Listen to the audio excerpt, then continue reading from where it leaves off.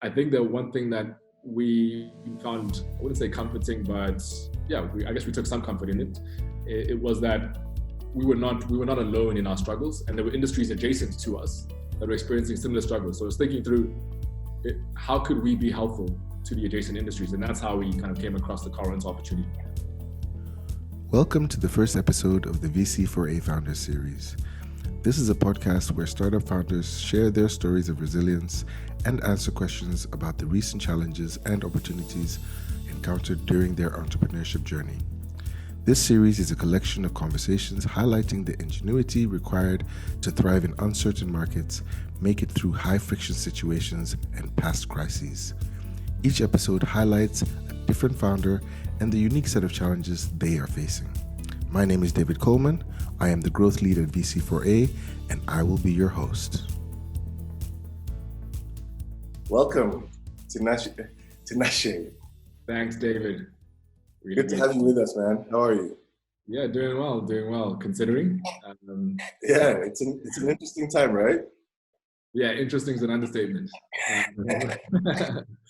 But we're powering through. Okay, awesome.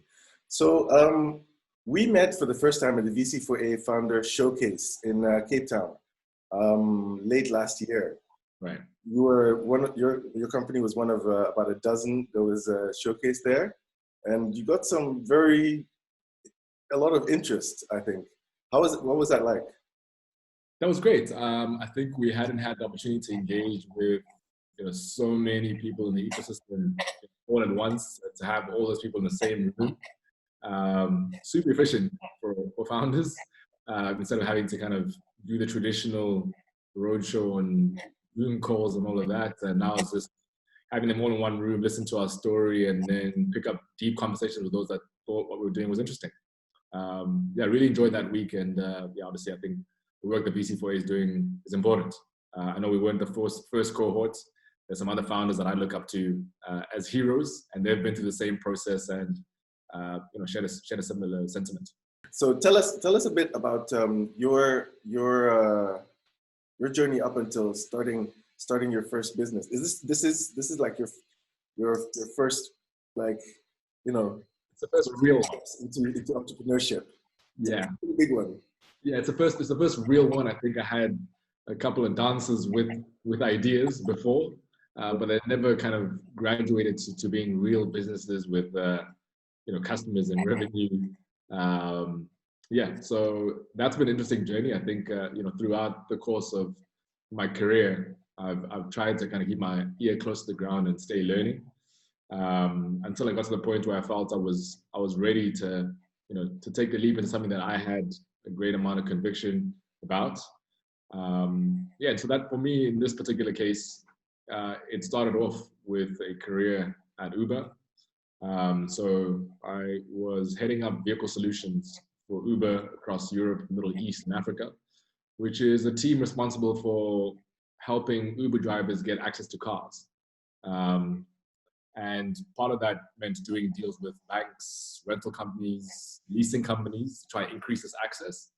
And considering the region, EMEA, which is probably still the most diverse region for Uber today, more than 40 countries in the region, pretty challenging because there's a pretty wide spectrum of industries, players, markets, languages.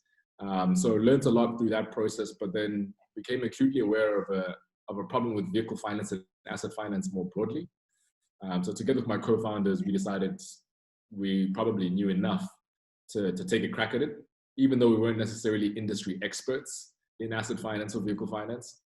But we felt we brought a fresh perspective coming from Uber, which was not so long ago, a young upstart changing the way mobility works. We thought that there were some lessons there that we could incorporate into how we think about the way consumers get access to cars, and in particular, how Uber drivers get access to cars as a starting point. So we decided to kind of leap in at the end of 2018 and officially launch FlexClub at the beginning of last year. Okay. So tell us a bit more about that origin story for FlexClub. How did you kind of shape that idea, and how did you start it off? Yeah, so I mean, a lot of it was, like I mentioned, kind of driven by the experience and what we saw, during our careers at Uber. So two of the three of us are ex-Uber, and needless to say, we saw a hell of a lot, traveling to all these different markets. We consistently saw that most drivers in emerging markets were accessing cars informally. So they'd rent a car on Facebook or a classifieds portal, and the owner of that car would be a professional like you or I might, just looking for an extra income opportunity or passive income opportunity. And for more than 80% of drivers in several of these key markets, that was default. That was a status quo. And what that meant is, because it's a gray informal market, it meant that some of these drivers were at the mercy of these car owners, and often actually at the mercy of these exorbitant rental prices. So we thought there had to be a better way, and that was obviously a key part of the work we were doing at Uber, was trying to convince the more traditional formal incumbents to enter and create products. But they didn't necessarily think about the market or segment as particularly interesting. I guess most people, when they think about Uber drivers, just think subprime, or it's too high risk, because they don't have credit scores. They don't necessarily have a deep understanding and engagement with financial services historically. But we felt that their experience and the track record and the data that was being generated through their performance using the Uber app would be an interesting way of thinking about risk. So that was a good starting point. So we said, look, maybe we could create a new way of increasing access by changing the way we think about risk, while still working with people that want to invest in cars passively. And that was the origin story, is starting off by crowdfunding cars, creating a marketplace that would take away all the friction involved there. I think if you speak to anyone on the African continent about anyone that has rented out their car to an Uber driver, they'll probably tell you a few horror stories themselves, and just how difficult it is to do when you have a full-time job. So we figured that there was probably a way we could solve for some of that to get our marketplace started. But over the long term, the aspiration being, how could we then convince the more traditional, larger commercial fleets to think about this space, but not just this space, but think about car subscriptions as an interesting category that they could put their assets into. Okay. But you took a different route to most people. Most people, they do both jobs for a while, and then they switch over, but they don't take their old company with them. How did you convince Uber to give you this opportunity? It's yes, I mean, they know you and they know your skills, but it must have been an interesting conversation. How did you? Yes, I think the evolution of Uber was interesting in that Uber had gone through the journey of trying to do it internally. So trying to do captive leasing, what's called captive leasing in industry, the idea that you create your own leasing company. And they had a business called Exchange Leasing, which, if you Google, you'll probably come across some horror stories there on what happened and widely reported in the Wall Street Journal.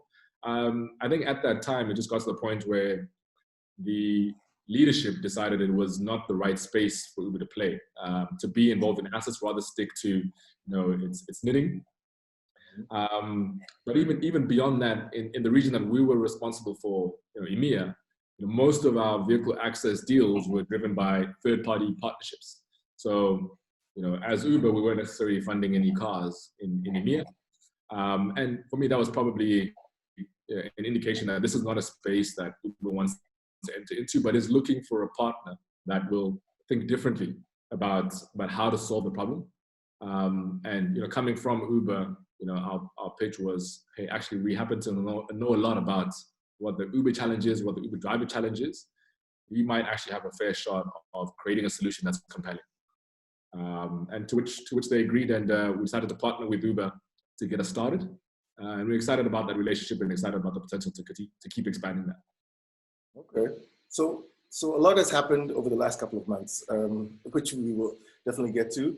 But where were you at the beginning of this year? Everybody had their plans. The plans changed, obviously. But where were you? What was the outlook like? What did you have planned before? Yeah, we had as with most startups, we had grand ambitions for how we'd power and fuel our growth. And then obviously the world flipped upside down. I mean, so some of the big wins we saw early on in the year is we managed to convince institutional investors, so funds, to start investing in cars.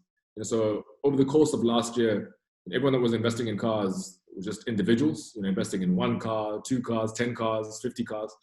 And then we managed to convince our first institutional investor that was investing as much as $2 million into cars. Huge milestone, high fives all around the team.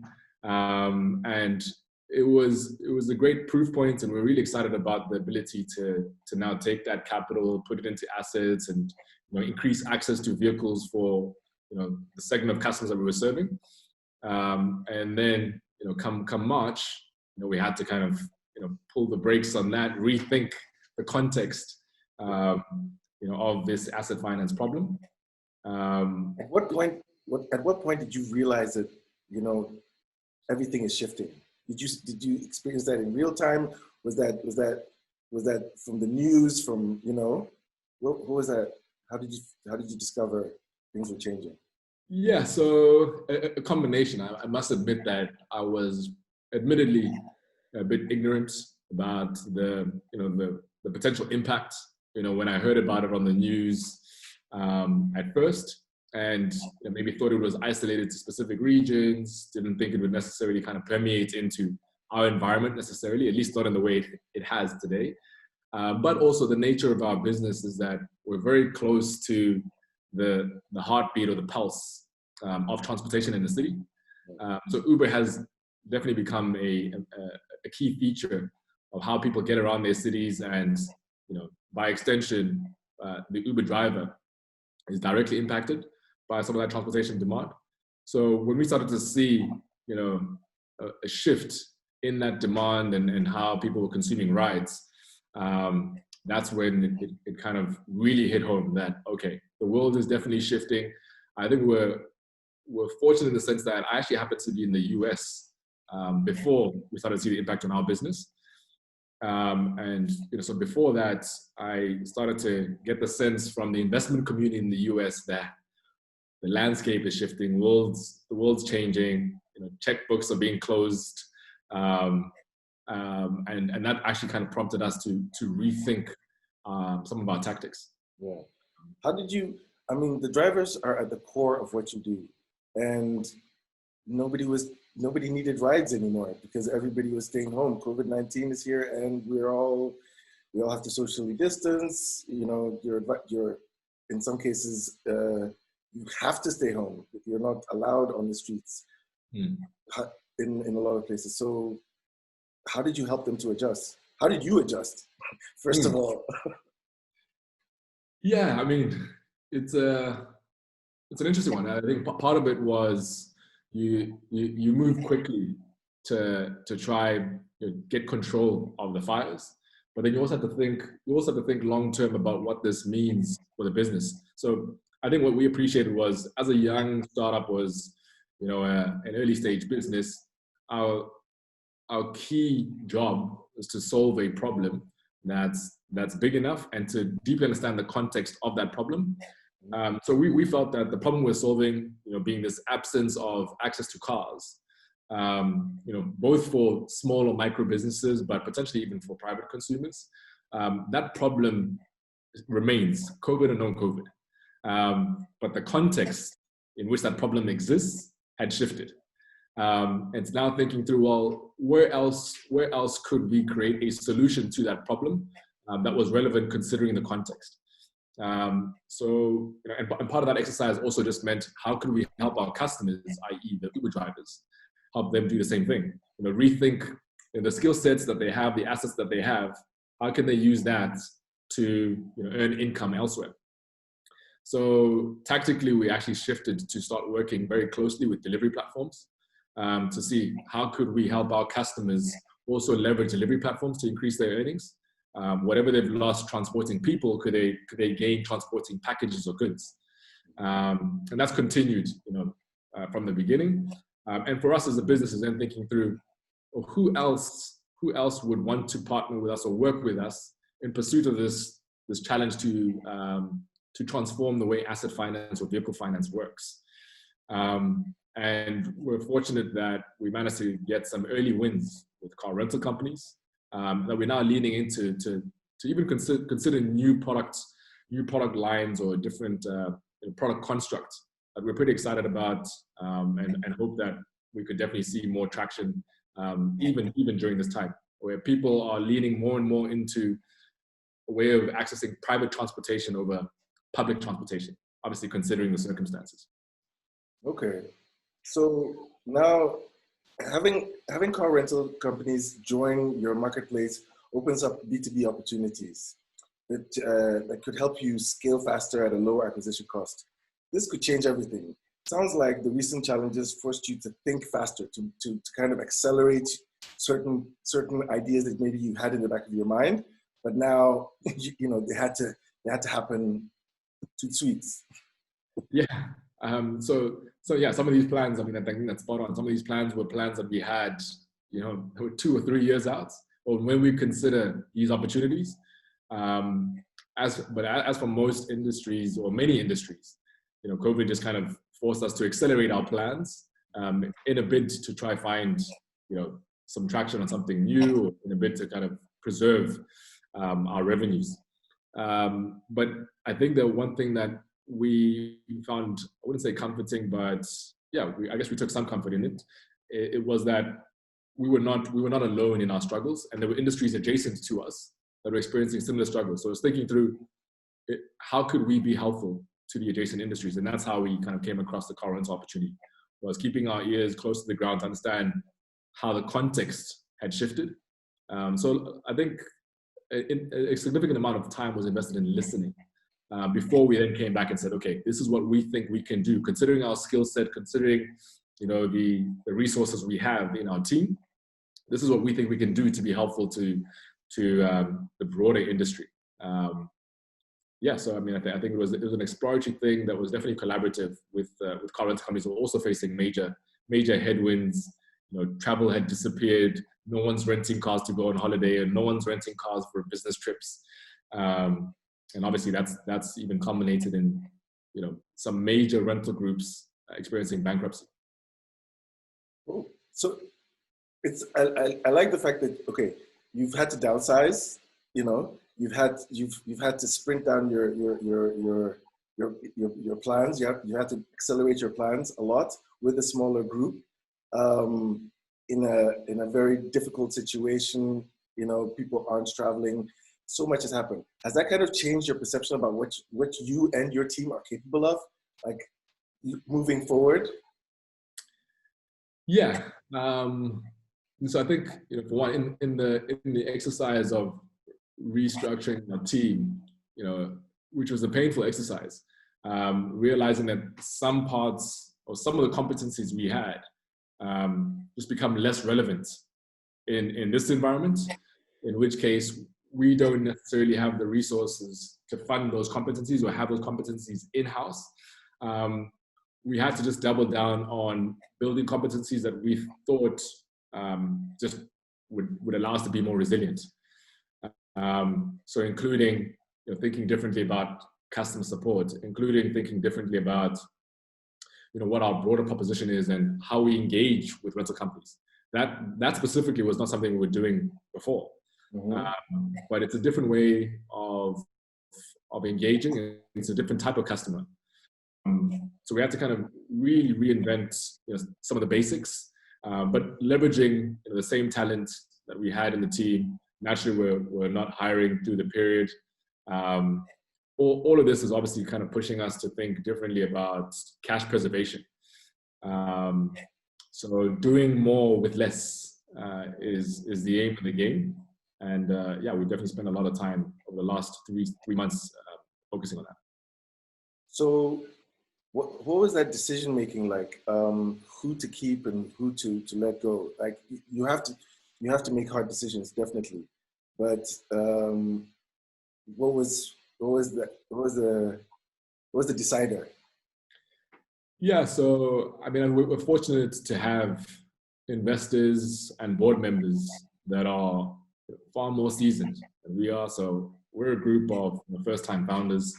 And having them close just means that we can lean on their experience and I guess the war stories that they have to share.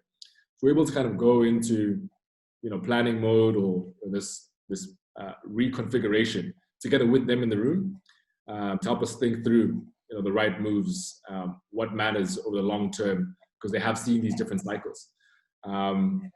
So part of that just was an exercise focused on thinking through what does FlexClub need to be on the other side of this crisis? How do we need to be positioned?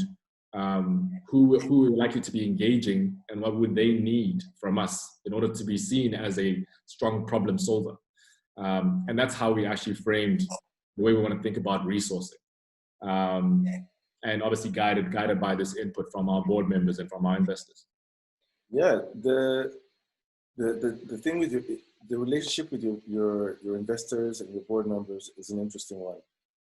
How did you build that relationship, or how was that relationship built in this very difficult time, especially in the early stages? Did you go to them? Did they come to you?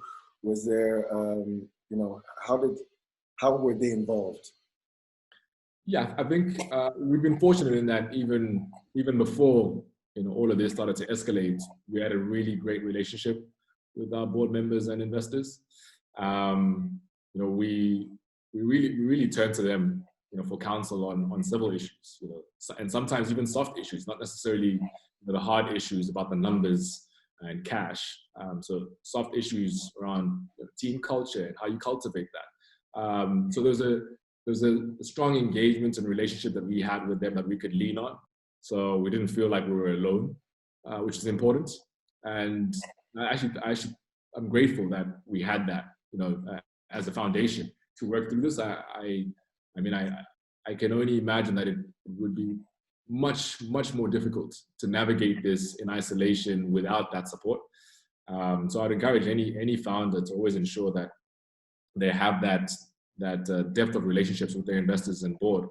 And even beyond investors and board, we also had other mentors, advisors, peers, which is an important one that we could bounce ideas with. The other founders that are 2-3 steps ahead of us, that we turn to, also going through similar pains, having to think through restructures, having to pivot their businesses and rethink their strategies, that we could turn to and listen to kind of find that counsel, and within all of this counsel actually seek out what is the right answer for us. It's not necessarily going to be a copy and paste, and not necessarily going to take exactly all the input everyone provides you, but it's useful to consider. So yeah, all of that combined, I think our community has been strong, and we've been fortunate to have such a strong community around us. You also have a unique business in that you operate on 2 continents. You're in South Africa, but you're also in Mexico. So that just adds to the complexity, different markets, different expectations, different rates of growth.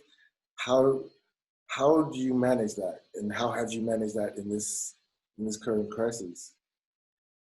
Yeah, it's a question we get a lot.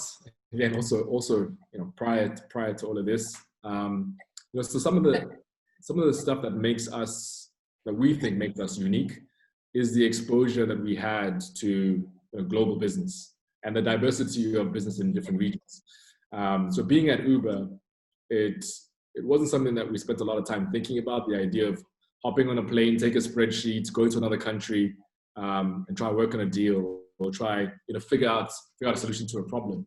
And myself and Marlon, the two of us being ex-Uber, so he actually started out with Uber in Guadalajara, Mexico, and that's his home. He launched Uber in Guadalajara, worked on expanding it across Latin America before we met in Amsterdam. I'm from South Africa, worked with the early Uber ops team in South Africa in Johannesburg, spent a lot of time flying across SSA or Sub-Saharan Africa, so spent time in Ghana, in Nigeria, in Kenya. All of that kind of translated into us thinking differently about how we work. So our working cadence and rhythm is maybe a little different. That makes it easier for us to navigate the different time zones, because we always work at Uber. We always work with cross-functional teams across different parts of the world. So you'll find the sweet spot that allows your colleagues in Singapore to be able to dial into the call, or your colleagues in San Francisco to be able to dial into the call. So we've kind of leaned on the same practices in the way we manage the business. But I think the most important part is the fact that Marlon is on the ground in Mexico with the team, the LATAM team and the Mexico team running that. So I think across the three of us, we've carved out pieces of the business that we know we're responsible for leading, and support each other as best as we can to manage and navigate it. And I think that makes it much easier than if we're kind of going in cold, going in fresh, and having to rethink how we should be operating in Mexico. So, okay, but then you're already on two continents. You've got a business model that is clearly resilient. You've been able to kind of, well, not pivot, but include car rental companies as an alternative way of getting business. What's the next step? And how will the learnings from this, where you said that these drivers have become more like small businesses. They see themselves more as small businesses, and they operate a little bit more carefully, looking at different things, different ways in which they can leverage the asset that they've got. What is the plan moving forward? Yeah, so I mean that particularly is something that we're quite excited about, is the idea that the promise of what the gig economy can deliver is now starting to manifest differently in emerging markets. I think everyone always points to the US as the blueprint. And I think for us, it's exciting to see that, our customers are at this point where they can think about earnings diversification.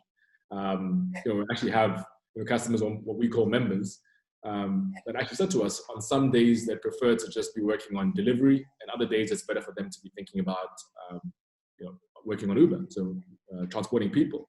And that's something that's quite compelling, that I think will also permeate across other vectors where small businesses require assets. So I think it's a space to watch, and we want to continue serving our customers better and figure out how to serve them better, including if there are other earnings opportunities that we can help unlock for them. Separately from that, I think we've also learned that our product construct is resilient, that people still need and want cars, or they need vehicles. And there's a much wider spectrum of consumers that want and desire these cars, and specifically ownership of the car. And we think that the way our product is structured allows us to potentially serve new customer verticals that are exciting, partnering with some of these new partners that are coming on board, i.e. the car rental companies, who have been forced to rethink their core business model and what matters most, and where do they want to be when all this is said and done, whenever that ends up being.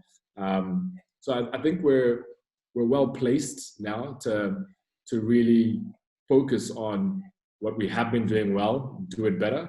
And then secondly, think through how can we take the same skills and resources to apply ourselves to a product that matters to a different group of customers. I think that's the benefit of now having strong partners at the table as well. Okay. So is it fair to say you're not thinking about expanding to different markets at the moment? You're more, I mean, in the mid to long term, but you're more about deepening your being sure about what you've got and making sure that you build roots where you are.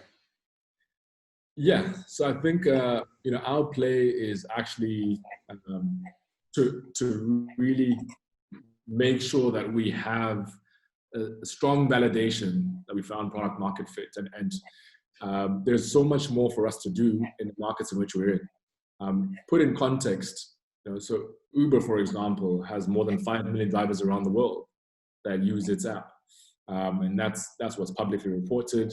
They've also publicly shared that they have 12,000 drivers in South Africa that use their app, or more than 12,000 drivers that use their app. In the context of markets like Mexico, there are more than 300,000 drivers that use that app. So for where we are as a business, there's a lot more work to do. It's kind of the notion of, you kind of finish the food that's on your plate before you ask for more food. And I think we've got a lot more chewing to do. So it'll be premature to think about other markets, although as with any other startup, we have to keep our ears close to the ground and make sure we don't miss out on opportunities to leverage the skills and the resources and the product that we've built in different environments that allow us to continue increase the number of members we serve and continue to grow as a business.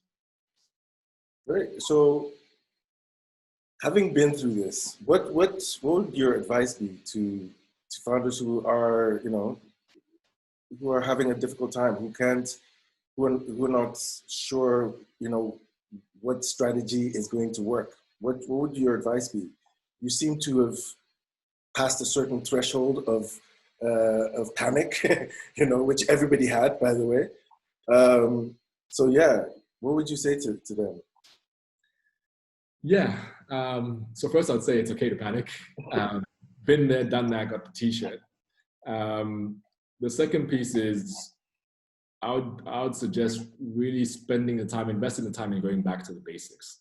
The basics for all of us as founders, why we got into this, was to solve a problem that we thought would be a big problem and that we thought we had some unique insights or skills that would allow us to solve the problem better than others. I think what's shifted now, like I mentioned earlier, is the context in which these problems exist. So the problems may not have changed, but now we need to go back to basics and study what has shifted in the context.